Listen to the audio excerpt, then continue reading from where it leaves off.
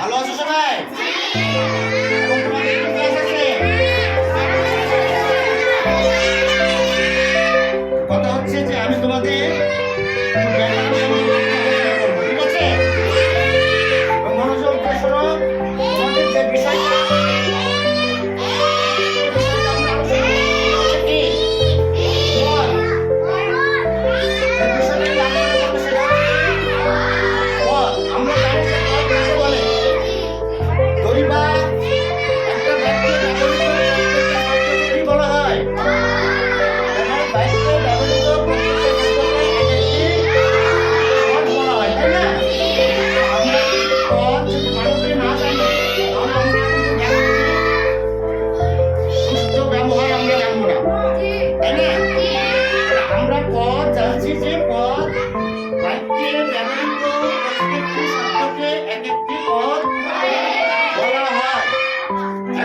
যেমন আমি স্কুল যাই, তাই না?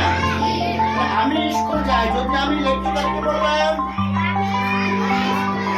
বাক্যে ব্যবহৃত প্রত্যেকটি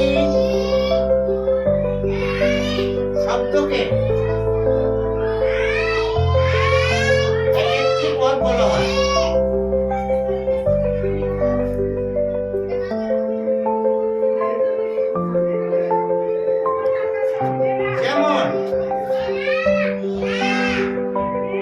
আমি স্কুল যাই, তাই না? দেখো যে আমরা পদ পাচ্ছি কয়টা? একটা বাক্য পাচ্ছি, বাক্যে এখানে একটা পদ, ঠিক আছে? এটা একটা পদ, এটা একটা পদ, এটা একটা পদ। তাহলে দেখো এই বাক্য দিয়ে হচ্ছে কি মনের ভাব প্রকাশ হয়েছে না? আমি স্কুল যাই, আমি একটা পদ, যাই একটা পদ, স্কুল একটা পদ। বাক্য প্রত্যেকটা বাক্যে কিন্তু আমাদের এক একটা পদ আছে। এখন এই পদগুলো কি সেটা আমাদের জানার বিষয়, তাই না? পদ আমরা কয় প্রকার পেলাম? 5 প্রকার: বিশেষ্য, বিশেষণ, সর্বনাম, অব্যয়, ক্রিয়া। বিশেষ্য, বিশেষণ, সর্বনাম, অব্যয়, ক্রিয়া। এখন বিশেষ্য পদ কাকে বলে? যে পদ দ্বারা কোনো কিছুর নাম,